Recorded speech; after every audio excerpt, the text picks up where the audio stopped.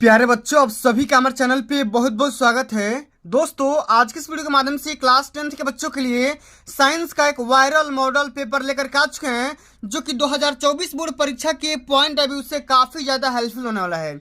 दोस्तों, इस वीडियो के माध्यम से मैं आप सभी को ये बताने वाला हूँ कि बोर्ड कॉपी कैसे भरे। बहुत सारे बच्चों को पता नहीं होता है और बोर्ड में जाके वो गलतियां कर देते हैं, यानी कि यहाँ पे रोल नंबर सही से नहीं भर पाते हैं, विषय का नाम, प्रश्न पत्र, परीक्षा का दिन, केंद्र का नाम वो सही तरीके से भर नहीं पाते हैं। तो इस वीडियो के माध्यम से मैं आप सभी को यही बताने वाला हूं कि बोर्ड कॉपियां कैसे भरें। साथ में दोस्तों, मैं आप सभी को यह भी बताऊंगा कि बोर्ड परीक्षा 2024 में विज्ञान की कॉपी लिखने का सही तरीका क्या होता है, किस तरीके से आप लिखोगे कि आपका बोर्ड के पेपर में टॉपर बन सकते हो और बोर्ड के पेपर में अच्छे से अच्छे मार्क्स अचीव कर सकते हो। सब कुछ मैं बताऊंगा। यकीन मानिए, इस वीडियो के देखने के बाद आप सभी बोर्ड के पेपर में अच्छे से अच्छे मार्क्स अचीव कर सकते हैं, यहां तक कि आप टॉपर की लिस्ट में भी शामिल हो सकते हैं। ठीक है, लेकिन उससे पहले आपको क्या करना होगा, इस वीडियो को लाइक करना होगा, ज्यादा ज्यादा शेयर करना होगा, और अभी तक आप मेरे चैनल पर नए हैं तो चैनल को सब्सक्राइब करना होगा। ठीक है, तभी आप टॉपर लिस्ट में शामिल हो सकते हैं। और इस वीडियो को एक सेकंड भी स्किप मत करना, क्योंकि इस वीडियो के अंत में, ठीक है, मैं आप सभी को वो सारे पॉइंट बताने वाला हूं जिन्हें आप देख लेते हो, समझ लेते हो, तो बोर्ड का टॉपर आप आसानी से बन सकते हो। ठीक है, लेकिन सबसे पहले दोस्तों हम यहाँ पे करेंगे क्या, सबसे पहले इस बोर्ड की कॉपियों में भर के दिखाऊंगा, यहाँ पे लाइव दिखाऊंगा कि आपको बोर्ड की कॉपियां किस माध्यम से मिलती है और कौन कौन सा आपको संकेत देख करके भरना होगा, सब कुछ मैं बताऊंगा। उसके बाद इस पूरे पेपर को यहाँ पे देखो, मैं साथ में 2022 का प्रीवियस ईयर पेपर का एक विज्ञान का पेपर भी लेकर के आया हूं, साथ में इस पूरे पेपर का सॉल्यूशन भी बताने वाला हूं। ठीक है, तो आप सभी करना क्या होगा, धैर्य बना कर रखना होगा और इस पूरे पेपर का सॉल्यूशन भी प्रोवाइड करने वाला है। और इस पूरे पेपर को कैसे हल करोगे, हल करने का तरीका क्या होगा, सब कुछ मैं आप सभी को इसी वीडियो के माध्यम से बताने वाला हूं। ठीक है, आइए सबसे पहले दोस्तों हम यहाँ पे, ठीक है, पूरे डेमो कॉपी भर कर दिखाएंगे आपको कि इसी माध्यम से इसी प्रकार की बोर्ड की कॉपियां मिलती है, बिल्कुल ऐसा ही मिलेगा। ठीक है, सबसे पहले यहाँ पे देखो, ऊपर लिखा गया होगा केंद्र व्यवस्थापक का मुहर लगा होगा और केंद्र की मुहर भी यहाँ पे लगा होगा। ठीक है, यहाँ पे आपका यहाँ पे मुहर लग गया होगा, यहाँ पे लिखा है 28 पृष्ठ कवर सहित आपको मिलेगा। ठीक है, हाई स्कूल और इंटरमीडिएट की कॉपी दोनों से मिलती है, कोई अंतर नहीं होता है। यहाँ पे कुछ निर्देश दिए गए हैं, आपको पढ़ना होगा। सबसे पहले दोस्तों यहाँ पे देख लो कि परीक्षार्थी का अनुक्रमांक अंक में भरना है, फिर यहाँ पे शब्द में भरना है। आइए कैसे हल करेंगे, यहाँ पे देखो, मैं यहाँ पे ऑलरेडी अनुक्रमांक, यहाँ पे रोल नंबर लिख चुका हूँ, इसी को यहाँ पे कॉपी करना है, यहाँ पे नाम भी यहाँ पे कॉपी, यहाँ पे आपको पेपर पे लिख देना है। ठीक है, आइए समझते हैं। आपको रोल नंबर यहाँ पे ब्लू या ब्लैक पेन से यहाँ पे भरना होगा। ठीक है, आपको किसी भी अदर पेन का या कलर पेन का इस्तेमाल नहीं करना है। तो रोल नंबर कैसे भरोगे, यहाँ पे सबसे पहले अंक में भरना है 33 10 220, यहाँ पे ऊपर भर दो 33। ठीक है, आराम से भरना है 33 10, ठीक है, 220, ऐसे भरना है। ठीक है, अब देखो इसी को बहुत सारे बच्चे क्या करते हैं, इकाई दहाई सैकड़ा वाला करके लिखते हैं। आपको बिल्कुल वैसा नहीं भरना है, आपको एक एक अंक का यहाँ पे नाम लिख देना है। जिस शब्द में यहाँ पे भरोगे तो यहाँ पे क्या क्या लिखा गया, जिससे यहाँ पे लिखा गया 3, आप यहाँ पे लिख दो 3। ठीक है, इसी प्रकार अगला भी लिखा गया 3, इसी प्रकार लिख दो 3। ठीक है, 3 3, फिर यहाँ पे एक लिखा गया, एक यहाँ पे लिख दो। ठीक है, आगे यहाँ पे लिखा गया 0, आपको 0 लिख देना है। ठीक है, आगे लिखा गया है 2 2, तो लिख दो 2, फिर यहाँ पे लिख दो 2, बिल्कुल अच्छे से लिखना है और अंत में यहाँ पे लिख देना है 0। ठीक है, ऐसा बोला जाता है कि first impression is the last impression.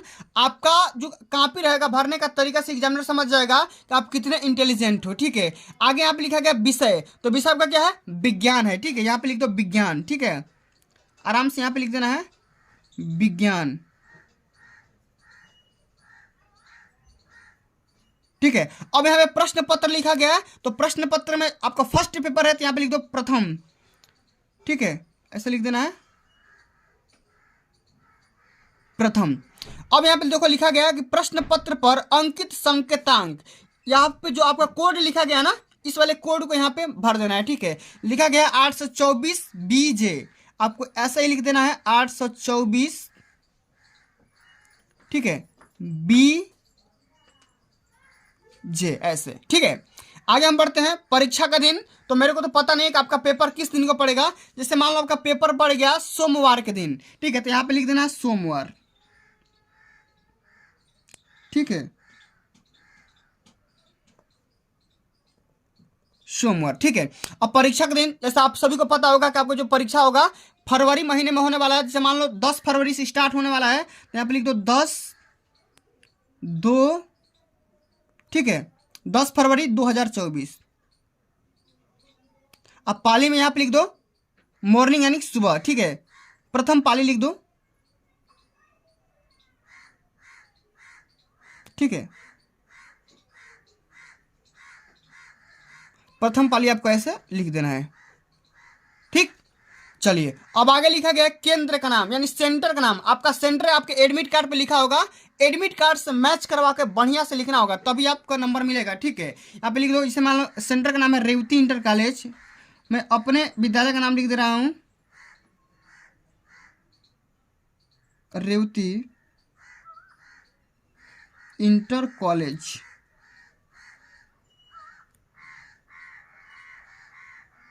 ठीक है, रेवती इंटर कॉलेज रेवती बलिया, ठीक है। इस तरीके से आपको बोर्ड की कॉपियां भरना है, ठीक है। अब यहाँ पे आपका रूम नंबर भी लिखा होगा, तो ये तो आपका जो रूम में जो आपका गार्डियन लिया होगा वो भर देंगे, ठीक है, कोई दिक्कत की बात नहीं है। बस खाली आपको इतनी ही चीज़ें भरना है, इससे अधिक नहीं भरना है, समझ में आ गया। चलिए अब दोस्तों हम इस पूरे पेपर को हल करेंगे। सबसे पहले यहाँ पे देखो, ये क्लास 10th के बच्चों का 2022 का ओरिजिनल पेपर है, पेपर कोड भी देख सकते हो, ठीक है। समय यहाँ पे लिखा गया 3 घंटा 15 मिनट, 15 मिनट तो पेपर पढ़ने का यहाँ पे मिलेगा, ठीक है। टोटल 70 नंबर के पेपर होने वाला है। निर्देश को समझते हैं कि प्रारंभ के 15 मिनट परीक्षार्थियों को प्रश्न पत्र पढ़ने के लिए निर्धारित है, यानी कि जो भी आपका शुरुआती का 15 मिनट मिलेगा पेपर पढ़ने का मिलेगा। यह प्रश्न पत्र 3 खंडों में क, ख और ग में डिवाइड होगा। प्रत्येक खंड का प्रथम प्रश्न पत्र जो आपका होगा बहुविकल्पी प्रश्न होगा, इसमें 4 उत्तर विकल्प दिए गए हैं जिनको OMR में हल करना होगा, सभी को पता होगा, ठीक है। 2023 से आपका आ रहा है, ठीक है। प्रत्येक खंड के सभी प्रश्न एक साथ हल करना आवश्यक है। प्रत्येक खंड नए पृष्ठ से प्रारंभ करना है और सही प्रश्न पत्र करना जरूरी है, सही पेपर को हल करना जरूरी है। और कि कौन सा क्वेश्चन कितने नंबर का है यहाँ पे उसके सामने अंक दिया गया है, और आपको जहां पे लगे कि इसका स्वच्छ और नामांकित चित्र बनाना है, रासायनिक समीकरण देना है, तो वहां पे दे देना है, ठीक है। सब कुछ मैं बताऊंगा, इसी वीडियो के माध्यम से बताऊंगा, बस खाली एंड तक बने रहिएगा, ठीक है। आओ समझते हैं। यहाँ पे जो पहला प्रश्न पूछा गया बच्चा, ठीक है, आराम से देखो। जो सबसे पहला प्रश्न पूछा गया है खंड क का, पूछा गया है कि वायु के सापेक्ष माध्यम का अपवर्तनांक अधिकतम होता है किसमें? जल में, हीरा में, कांच में या तारपीन का तेल में? तो ये होता है हीरा में, ठीक है। हमारा पहला यहाँ पे पहला क्वेश्चन का सेकंड ऑप्शन बिल्कुल राइट आंसर हो जाएगा। अब इसको कैसे लिखोगे तो सभी को पता होगा, आपको OMR आंसर शीट मिलेगा, OMR में भर देना। लेकिन अभी तक ये OMR नहीं मिल रहा था, तब का मैं यहाँ पे लिख करके लाया हूँ। यहाँ पे लिख दोगे प्रश्नोत्तर संख्या पहला, यहाँ पे हीरा लिख दोगे, कोई दिक्कत की बात नहीं है, ठीक है। चलिए आगे बढ़ जाते हैं। निकट दृष्टि दोष के निवारण के लिए चश्मे में प्रयुक्त करना चाहिए अवतल लेंस, अवतल दर्पण, उत्तल लेंस या उत्तल दर्पण? तो हम यहाँ पे कर सकते हैं अवतल लेंस का इस्तेमाल। ख का यहाँ पे पहला ऑप्शन सही हो जाएगा, ठीक है। आप यहाँ पे आराम से लिख सकते हो, ठीक है। चलो, चुंबकीय बल रेखाएं सदैव समांतर होती है, एक बिंदु पर मिलती है, एक दूसरे को कभी नहीं काटती है या परस्पर काटती है? बताओ। चुंबकीय बल रेखाएं एक को दूसरे को कभी नहीं काटती है, तो ग नंबर के यहाँ पे तीसरा ऑप्शन बिल्कुल राइट आंसर हो जाएगा। एक को दूसरे को कभी नहीं काटती है, यहाँ पे लिख दोगे एक दूसरे को कभी नहीं काटती है। इसी तरीके से आपको हल करना है। चलिए आगे बढ़ जाते हैं। अगला हमारा क्वेश्चन पूछा गया है कि यदि φ बराबर चुंबकीय फ्लक्स, B बराबर चुंबकीय क्षेत्र की तीव्रता और A बराबर अनुप्रस्थ क्षेत्रफल परिच्छेद का क्षेत्रफल, तो इनके बीच का रिलेशन बताना है। तो B बराबर होता है φ/a, ठीक है। B बराबर क्या होता है? φ/a। हमारा पहला ये ऑप्शन सही हो जाएगा, तो आप इस तरीके से लिख दोगे। ये तो हुआ आपका MCQ, जो कि MCQ 20 आएगा तो 20 OMR आंसर शीट भर दोगे। लेकिन यहाँ पे जो आपका लिखित आएगा ये कैसे करोगे? दूसरा क्वेश्चन पूछा गया है कि अवतल दर्पण के मुख्य अक्ष पर ध्रुव से 30 सेंटीमीटर की दूरी पर स्थित वस्तु का प्रतिबिंब वस्तु पर ही बनता है, तो दर्पण की फोकस दूरी ज्ञात कीजिए। अब इस वाले क्वेश्चन को कैसे हल करोगे समझिएगा। यहाँ पे सबसे पहले बोर्ड की जो कॉपियां मिलेगी इसी प्रकार की मिलेगी। आपको यहाँ पे ब्लैक पेन से यहाँ पे हेडिंग लगाना होगा कि प्रश्नोत्तर संख्या दूसरा, ठीक है।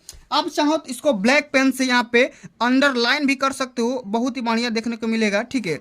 एग्जामिनर खुश हो जाएगा, ठीक है। आप इस तरीके से अट्रैक्टिव बना करके लिखना, ठीक है। यहाँ पे जो भी डाटा दिया गया यहाँ पे लिख दो। दिया गया है U का मान -30 सेंटीमीटर होता है, V का मान भी सेम से वही बन रहा है प्रतिबिंब, तो ये भी -30 हो जाएगा।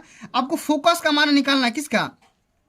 फोकस का मान निकालना है। तो सभी को पता होगा कि फोकस और प्रतिबिंब और वस्तु की दूरी में रिलेशन होता है कि 1/f बराबर 1/v प्लस में 1/u, और यहाँ पे u और v का मान रख दोगे -1/30 -1/30, ये क्या हो जाएगा -2/30, माने 1/15 में कट जाएगा तो -1/15, और यहाँ से f का जो मान निकालोगे -15 सेंटीमीटर आ जाएगा, यानी जो वस्तु की फोकस दूरी होगी वो कितनी हो जाएगी -15 सेंटीमीटर। ठीक है, इस प्रकार आपको यहाँ पे आंसर निकाल देना है। चलिए अगला भी आपका यहाँ पे न्यूमेरिकल दिया गया है। अगला क्वेश्चन कि 40 सेंटीमीटर फोकस दूरी वाले अवतल दर्पण की वक्रता त्रिज्या ज्ञात कीजिए। तो इस क्वेश्चन को कैसे हल करोगे, समझिएगा कि इस फोकस दूरी और वक्रता त्रिज्या में एक रिलेशन होता है, ये होता है f बराबर r/2। क्या होता है f बराबर r/2 होता है, इसी पे यहाँ पे रख के हल कर देना है। ठीक है, आराम से समझिएगा। यहाँ पे देखो मैं आपको बता दे रहा हूँ। ठीक है, यहाँ पे f बराबर क्या होता है f बराबर r/2। आपको क्या करना है, वक्रता त्रिज्या ज्ञात करना है। फोकस दूरी का मान दिया गया है 40। क्या दिया गया है 40 बराबर r का मान यहाँ पे निकालना है और बटे 2, तो r का मान क्या हो जाएगा 80 सेंटीमीटर हो जाएगा। क्या हो जाएगा 80 सेंटीमीटर हो जाएगा। तो इस तरीके से दोस्तों आपको क्या करना है, पूरा हल करना है। समझ में आ गया। चलिए इसी प्रकार हम अगले क्वेश्चन की तरफ मूव करते हैं। अगला जो हमारा क्वेश्चन पूछा गया बच्चा, ध्यान से समझिएगा, बिल्कुल बेहतरीन तरीके से समझिएगा। जितना क्वेश्चन लेकर के आया हूँ सब कुछ आपको इसी वीडियो के माध्यम से बता दूंगा, समझा दूंगा। आप बोर्ड के पेपर के लिए अच्छे से प्रिपेयर हो जाएंगे। ठीक है, चलिए अब अगला जो मैंने ये समझा दिया a बराबर r/2 कैसे होता है, तो यहाँ पे 80 सेंटीमीटर निकल कर क्या जाएगा। चलिए आगे बढ़ते हैं कि वाहनों में उत्तल दर्पण का उपयोग क्यों किया जाता है, आपको ये रीजन देना है। ठीक है, जो भी गाड़ियाँ होती है, मोटरसाइकिल या बाइक या कार, मोटर कार या ट्रक जो भी होता है, उसमें उत्तल दर्पण का इस्तेमाल करते हैं देखने के लिए। ठीक है, तो हम यहाँ पे लिखेंगे कि वाहनों में उत्तल दर्पण का उपयोग पश्च दृश्य दर्पण के रूप में किया जाता है। माने पीछे वस्तु को देखने के लिए हम कर सकते हैं, क्योंकि यह वस्तुओं का सीधा, पूर्ण तथा छोटा प्रतिबिंब बनाता है। ठीक है, आपको एक लाइन में यहाँ पे इसका आंसर दे देना है, 2 नंबर यहाँ से पा जाओगे। ठीक है, चलिए अब दोस्तों अगला जो हमारा क्वेश्चन पूछा गया है, एक न्यूमेरिकल पूछा गया है कि 15 सेंटीमीटर फोकस दूरी का कोई अवतल लेंस किसी वस्तु का प्रतिबिंब लेंस से 10 सेंटीमीटर की दूरी पर बनाता है। वस्तु लेंस से कितनी दूरी पर स्थित है ये तो बताना ही है, साथ में इसका किरण आरेख भी बनाना है। ठीक है, तो आराम से समझिएगा। ठीक है, अगर आपको ये नहीं आ रहा है तो इसको भी करना है। एक मनुष्य का चश्मा पहनकर 25 सेंटीमीटर दूरी पर रखी वस्तु को स्पष्ट देख सकता है। चश्मे में प्रयुक्त लेंस की फोकस दूरी 50 सेंटीमीटर दिया गया है, तो बिना चश्मे के मनुष्य किस दूरी पर रखी वस्तु को पढ़ सकता है, ये भी आपको बताना है। तो दोनों सेम ही सवाल है। ठीक है, ये मानव नेत्र से क्वेश्चन दिया गया है, ये आपका प्रकाश के परिवर्तन से दिया गया है, तो आपको दोनों में से किसी एक को हल करना है। ठीक है, तो आप आसानी से हल कर जाओगे, कोई दिक्कत की बात नहीं होगी। ठीक है, समझिएगा। यहाँ पे हमारा डाटा दिया गया है, f का मान -15 सेंटीमीटर दिया गया है और v का मान भी दे दिया गया है, -10 सेंटीमीटर की दूरी पर बन रहा है। आपको क्या करना है, u का मान इसमें ज्ञात करना है। किसमें हम पहला कर रहे हैं, इसमें u का मान ज्ञात करना है, कितनी दूरी पर बन रहा है, तो दूरी का मान ज्ञात करना है। तो लेंस का सूत्र क्या होता है, 1/f बराबर 1/v माइनस 1/u होता है। ठीक है, यहाँ पे f और v का मान यहाँ पे रख दोगे तो u का मान यहाँ पे निकल कर क्या जाएगा, यानी कि -1/15 बराबर -1/10 माइनस 1/u। अच्छा यहाँ पे देखो 1/u को इधर ला दो और इसको इधर फेंक दो, तो क्या हो जाएगा 1/15 माइनस 1/10, तो क्या हो जाएगा लौसल हो गए 60, यानी कि 15 से हो गए 60 माइनस 10 छः 60, यानी कि 4 में 6, यानी कि -2/30 आ जाएगा। यानी कॉन्वेक्शन क्या हो गया -1/15, तो ये भी क्या हो जाएगा -15 सेंटीमीटर की दूरी पर बन जाएगा और यही आपका आंसर हो जाएगा। इसका आपको किरण भी आरेख भी बनाना है, तो आप इस प्रकार बना सकते हो, कोई दिक्कत की बात नहीं है। ठीक है, चलिए अब अगला जो हमारा क्वेश्चन पूछा गया बच्चा, तीसरा का ख को समझिएगा। तीसरा ख बोल रहा है कि ये नहीं कराऊंगा, मैं ये करवा रहा हूँ कि 2 ओम 3 ओम तथा 5 ओम के प्रतिरोधों को श्रेणी क्रम में जोड़ा गया है। यदि संयोजन के दोनों सिरों पर 30 वोल्ट का विभवांतर लगा हो तो प्रत्येक प्रतिरोधों के सिरों के बीच का विभवांतर ज्ञात करना है। ये क्वेश्चन बोर्ड के पेपर में 4 नंबर का पूछा गया है, तो ध्यान से समझिएगा। ठीक है, ध्यान समझिएगा। यहाँ पे R1 R2 R3 मान लो। ठीक है, श्रेणी क्रम में जोड़ा गया तो इसका तुल्य प्रतिरोध निकाल लोगे, R1 R2 R3 का तुल्य प्रतिरोध निकालोगे तो क्या हो जाएगा, तीनों जुड़ जाएगा, तो यहाँ पे 10 ओम आ जाएगा। ठीक है, कितना R1 R2 R3 को जोड़ोगे तो 2 3 5 5 10 हो जाएगा। ठीक है, यहाँ पे वोल्टेज का मान दिया गया है, विभवांतर का मान दिया गया 30 वोल्ट। तो ओम के नियम के हिसाब से आप यहाँ पे सूत्र लगा सकते हो, V बराबर I × R। यहाँ पे I करंट का मान निकाल सकते हो 3 एम्पियर, 30/10 यानी कि 3 एम्पियर निकल करके आ जाएगा। ठीक है, आगे देखो आपको क्या करना है, सिरों के बीच का विभवांतर निकालना है, तो V1 V2 V3 का मान निकाल लो।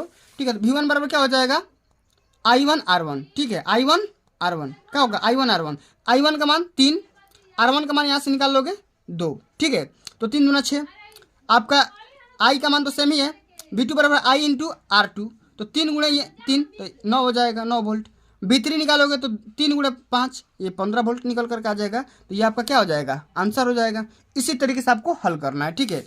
चलिए अब आगे बढ़ते हैं। अगला जो हमारा क्वेश्चन पूछा गया है प्रश्नोत्तर संख्या चौथा, very very most important question है, समझिएगा ध्यान से कि विद्युत धारा के चुंबकीय प्रभाव से आप क्या समझते हैं। एक लंबे सीधे धारावाही चालक के द्वारा उत्पन्न चुंबकीय क्षेत्र की तीव्रता किन किन बातों पर डिपेंड करती है, ये तो बताना ही है। साथ में दोस्तों आपको यह भी बताना है कि चुंबकीय क्षेत्र की दिशा के लिए नियम भी आपको लिखना है, ठीक है। आपको इस सारे सवाल करने हैं, तो कैसे हल करोगे समझिएगा। सबसे पहले हम ये लिखेंगे कि विद्युत धारा के चुंबकीय प्रभाव, ठीक है। यहाँ पे आपको हेडिंग लगाना है, बढ़िया से लिखेंगे इसमें कि जब विद्युत धारा को एक वृत्ताकार चालक से प्रवाहित किया जाता है तो इस विद्युत धारावाही पास के प्रत्येक बिंदु पर उसके चारों ओर संकेंद्रित वृत्ताकार पैटर्न में चुंबकीय क्षेत्र उत्पन्न हो जाता है। क्या हो जाता है, चुंबकीय क्षेत्र उत्पन्न हो जाता है, ठीक है, यानी मैग्नेटिक फील्ड डेवलप हो जाता है, ठीक है। विद्युत धारावाही वृत्ताकार पास चालक का प्रत्येक बिंदु पर, ठीक है, एक विद्युत धारावाही सीधा चालक की तरह व्यवहार करने लगता है, एक मैग्नेट की तरह व्यवहार करने लगता है, ठीक है। तो आपको यहाँ पे प्रभाव लिख देना है, ठीक है। आपको बताना है कि अब इफेक्ट क्या पड़ेगा, तो यहाँ पे लिखेंगे एक लंबे सीधे धारावाही चालक के द्वारा उत्पन्न जो क्षेत्र की तीव्रता होगी किन किन बातों पे डिपेंड करेगी। सबसे पहले करेगी चुंबकीय क्षेत्र की प्रबलता पे, ठीक है, बी पे, चालक छड़ की लंबाई एल पर, और चालक की लंबाई तथा चुंबकीय क्षेत्र की दिशा के बीच बनने वाले कोण साइन थीटा के अनुक्रमानुपाती होता है। आप यहाँ पे लिख सकते हो कि F बराबर साइन थीटा BIL, यानी कि IBL साइन थीटा, ठीक है। यहाँ पे लिख भी सकते हो F बराबर होता है IBL साइन थीटा होता है, F बराबर IBL साइन थीटा होता है, ठीक है। तो आप यहाँ पे सूत्र भी लिख सकते हो, कोई दिक्कत की बात नहीं है। अब देखो हमारा क्वेश्चन पूछा गया कि चुंबकीय क्षेत्र की दिशा के लिए नियम लिखिए, माने किस नियम के अनुसार ज्ञात करते हैं। तो यहाँ पे लिख देंगे कि बल की दिशा फ्लेमिंग के बाएं हाथ के नियम के द्वारा ज्ञात किया जाता है, ठीक है। तो यहाँ से आपको ये लॉन्ग आंसर है, यहाँ से 7 नंबर आपको मिल जाएंगे, ठीक है। Very very most important question था। अगर ये नहीं आ रहा है तो इसको करो कि मोटर सिद्धांत क्या होता है, विद्युत मोटर का सिद्धांत क्या होता है, रचना के बारे में लिखना है, कार्यविधि यहाँ पे लिखना है, ठीक है, उपयोग यहाँ पे लिख देना है, आपको नंबर मिल जाएंगे, ठीक है। चलिए अब दोस्तों आगे बढ़ जाएंगे। अगला जो हमारा क्वेश्चन है खंड ख, ठीक है, केमिस्ट्री का सेक्शन में आ जाते हैं। पूछा जा रहा है कि शुद्ध जल का पीएच मान क्या होता है, 0, 1, 7 या 14। तो सभी को पता होगा शुद्ध जल जो होता है उदासीन होता है, उदासीन विलयन का पीएच मान क्या होता है, 7 होता है, ठीक है। तो यहाँ पे 7 लिख दोगे, ठीक है, आप आसानी से कर सकते हो, ठीक है। चलो आगे बढ़ जाते हैं। अब अगला जो हमारा क्वेश्चन पूछा गया है कि अम्ल से हाइड्रोजन हटाने वाला धातु है, अम्ल से हाइड्रोजन हटाने वाला धातु का नाम बताइए। जिंक, कापर, एजी, चांदी या मरकरी, ठीक है। तो बताना है अम्ल से हाइड्रोजन हटाने वाला जो धातु का नाम है वह है कापर। क्या है, कापर, कापर यहाँ पे लिख दो। अगला क्वेश्चन है प्रोपेन का रासायनिक सूत्र यहाँ पे क्या होता है, C3H8 होता है, यहाँ पे लिख देना है, ठीक है। बहुत ही सिंपल सा क्वेश्चन है। अब अगला हमारा क्वेश्चन आता है IPSC नाम कैलकुलेट करने के लिए आता है। यहाँ पे देखो C3CH2CH2C3, ठीक है। ये होता है ब्यूटेन का, किसका होता है, ये ब्यूटेन का होता है, आपको यहाँ पे लिख देना है। C3COOH ये होता है एसिटिक एसिड का, आपको आराम से यहाँ पे लिख देना है। IPSC ने आपको बढ़िया से पढ़ करके जाना है, ठीक है। चलो अब अगला हमारा क्वेश्चन पूछा गया कि मेंडलीफ का आवर्त नियम क्या होता है, इसकी व्याख्या करिए। 2 नंबर का आता है, आपको यहाँ से आराम से करना है। मेंडलीफ का आवर्त नियम का व्याख्या आपको बढ़िया से लिखना है। इस नियम के अनुसार तत्वों के भौतिक और रासायनिक गुण उनके परमाणु भारों के आवर्ती फलन होते हैं। अर्थात हम ये बोल सकते हैं कि तत्वों को उनके परमाणु भारों के बढ़ते हुए क्रम में रखने पर समान गुण वाले तत्व एक नियमित अंतराल के बाद आते रहते हैं, ठीक है, एक नियमित अंतराल के बाद आते रहते हैं, ठीक है। तो यह हुआ मेंडलीफ का आवर्त नियम। अब अगला हमारा क्वेश्चन पूछा गया रिएक्शन को कंप्लीट करना है। C3COH प्लस C2H5OH, इसको यहाँ पे सांद्र सल्फ्यूरिक एसिड के साथ में इसको क्या करना है, रिएक्शन करवाना है। तो बन जाएगा यहाँ पे C3COO C2H5 और साथ में आपको जल भी मिल जाएगा, ठीक है। उसके बाद अगला हमारा रिएक्शन है C2H5Br, साथ में इसको पोटेशियम हाइड्रोक्साइड के साथ में गर्म करना है, रिएक्शन करवाना है। आपको क्या मिल जाएगा, K यानी कि पोटेशियम ब्रोमाइड मिल जाएगा, साथ में C2H4 मिल जाएगा, साथ में हमको जल मिल जाएगा, ठीक है। इस तरीके से आपको हल करना है, ठीक है, रिएक्शन को कंप्लीट करना है। चलिए अब अगला हमारा क्वेश्चन पूछा गया कि धामन सोडा तथा मीठा सोडा का नाम और रासायनिक सूत्र भी लिखना है। तो धामन सोडा यहाँ पे देखो इसका होता है रासायनिक नाम सोडियम कार्बोनेट, केमिकल फार्मूला क्या होता है Na2CO3। ठीक है। अब अगला हमारा पूछा गया मीठा सोडा, मीठा सोडा मतलब सोडियम बाइकार्बोनेट NaHCO3। ठीक है। तो ये क्या हो जाएगा, सोडियम बाइकार्बोनेट को हम मीठा सोडा बोलते हैं और धामन सोडा को सोडियम कार्बोनेट बोलते हैं। दोनों का केमिकल फार्मूला बता दिया, आप आसानी से देख लो। ठीक है। चलो अब अगला हमारा क्वेश्चन पूछा गया बच्चा कि द्विविस्थापन अभिक्रिया को उदाहरण देकर के स्पष्ट करिए कि द्विविस्थापन अभिक्रिया रिएक्शन क्या होती है। तो समझिएगा ध्यान से कि जिस अभिक्रिया में यौगिक के आयनों अथवा घटकों को अदला बदली हो जाती है और नए यौगिक कंपाउंड बनते हैं तो वहाँ पे क्या हो जाता है, द्विविस्थापन अभिक्रिया होगी। मतलब दो बार आपस में विस्थापित होगा। जैसे देखो बेरियम है ना, तो बेरियम दो बार अगर विस्थापित, मतलब बेरियम एक जगह से विस्थापित होकर के अलग जाएगा, अगर सोडियम यहाँ पे है तो सोडियम अलग जगह विस्थापित होकर के आएगा। ठीक है। माने आपस में क्या हो जाएंगे, दो बार आपस में चेंज होंगे। ठीक है। यहाँ पे देखो बेरियम क्लोराइड है और सोडियम सल्फेट के साथ जब रिएक्शन करेगा तो बेरियम सल्फेट बनेगा, साथ में सोडियम क्लोराइड यानी कि नमक बन जाएगा। ठीक है, NaCl बन जाएगा। ठीक है। इस प्रकार आपको एग्जाम्पल भी लिख देना है। चलो अब अगला हमारा क्वेश्चन पूछा गया है कि संक्षारण क्या होता है, एग्जाम्पल दीजिए। 2 नंबर का आता है, तो ध्यान से समझो। तो जब आराम से यहाँ पे लिखो प्रश्नोत्तर संख्या 8, जैसे बता रहा हूँ इसी तरीके से आपको बोर्ड में कापियाँ लिखना है, तभी आप बोर्ड में अच्छे से अच्छे मार्क्स अचीव कर सकते हो। ठीक है, जैसे बता रहा हूँ। तो 2024 का टॉपर बनना है तो आपको इतने सारे स्टेप को फॉलो करने पड़ेंगे। ठीक है। यहाँ पे लिखोगे जब कोई धातु अपने आसपास अम्ल, आर्द्रता आदि के संपर्क में आती है तब वह संक्षारित हो जाता है, माने जंग लग जाता है। और इसी प्रक्रिया को हम क्या बोलते हैं, संक्षारण बोलते हैं। इसी प्रक्रिया क्या बोलेंगे, संक्षारण बोलेंगे। माने संक्षारण कहने का सेंस यहाँ पे ये होता है कि लोहे की वस्तु बनी हो या जिंक का बना हो, ठीक है, उस पर क्या हो जाता है, माने नमी की वजह से उस पर कोई ना कोई परत चढ़ जाता है, माने जंग लग जाता है। ठीक है। एग्जाम्पल लिखेंगे, चांदी के ऊपर काली परत चढ़ जाना या लोहे पर जंग लग जाना। ठीक है, उसी को हम क्या बोलते हैं, संक्षारण बोलते हैं। चलो अगला हमारा क्वेश्चन पूछा गया कि साबुनीकरण पर संक्षिप्त टिप्पणी लिखिए। 2 नंबर का पूछा गया, तो ध्यान से समझिएगा। साबुनीकरण क्या होता है, उच्च और भार वाले मोनोकार्बोक्सिलिक एसिड के साथ सोडियम तथा पोटेशियम लवण साबुन कहलाते हैं। ये तेलों अथवा वसाओं के तनु सोडियम हाइड्रोक्साइड, ठीक है, और पोटेशियम हाइड्रोक्साइड द्वारा जल अपघटन से प्राप्त किए जाते हैं। इस क्रिया को हम क्या बोलेंगे, साबुनीकरण बोलेंगे। ठीक है। आप चाहो तो इसका रिएक्शन भी लिख सकते हो, एग्जामिनर 2 नंबर आपको दे देगा।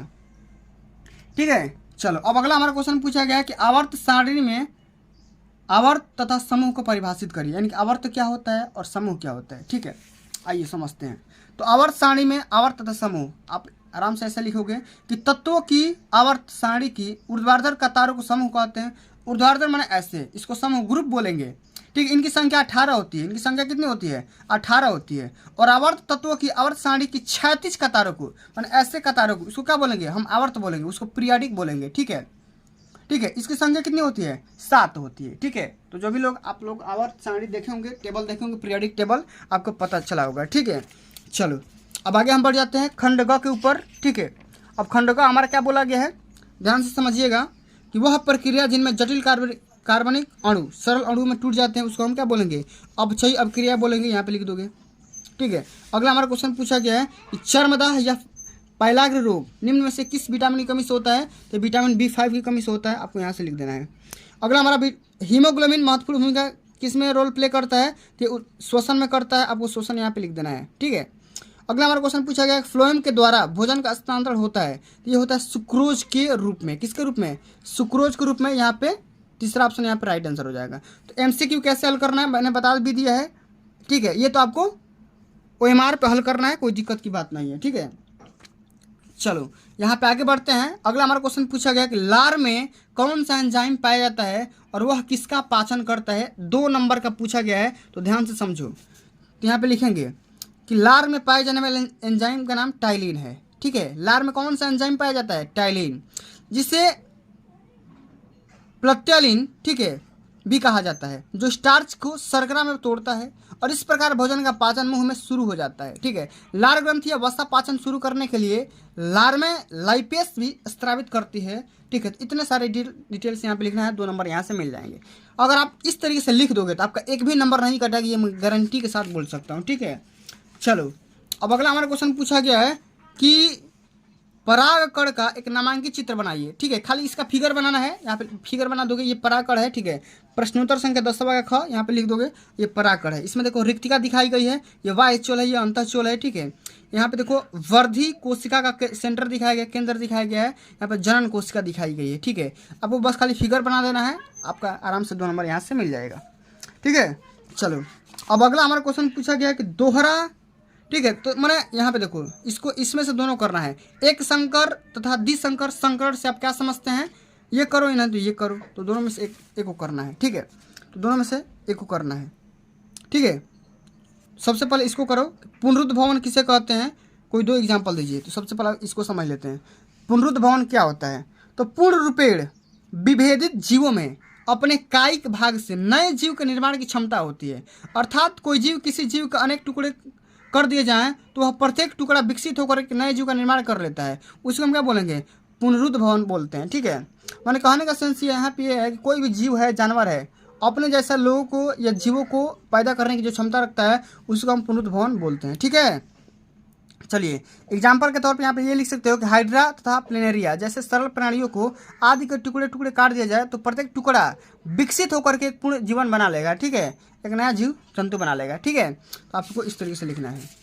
चलो आगे बढ़ जाते हैं। अगला हमारा क्वेश्चन पूछा गया एक संकर तथा द्विसंकर संकरण से आप क्या समझते हैं। ठीक है, ध्यान से समझो, एक संकर तथा द्विसंकर, तो आओ समझते हैं। एक संकर संकरण तो विपरीत लक्षण वाले नर तथा मादा के मध्य जब केवल एक जोड़ा विपरीत लक्षणों के अध्ययन के लिए संकरण कराया जाता है तो इन विपरीत लक्षणों के संकरण को एक संकर संकरण कहते हैं। जैसे लाल फूल वाले सफ़ेद फूल वाले पौधों के मध्य संकरण हो जाता है। ठीक है, इसी प्रकार हम समझेंगे द्विक संकर क्या होता है।